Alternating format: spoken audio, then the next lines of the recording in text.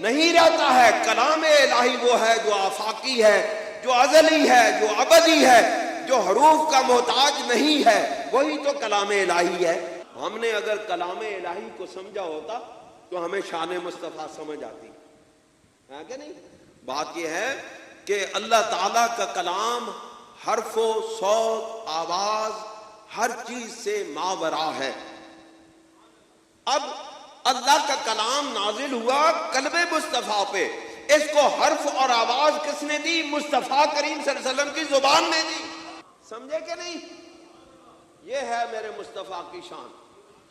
इन अल्लाह ताला के नाजिल होने वाले कलाम को लुगत किसने दी? हर्फ किसने दिए? आवाज किसने दी? मेरे मुस्तफ़ा की जुबान ने दी। कलाम उतरा कल्बे मुस्तफ़ा पर, बस जिस तरह मुस्तफ़ा पढ़ते गए कलाम इलाही बनता चला गया।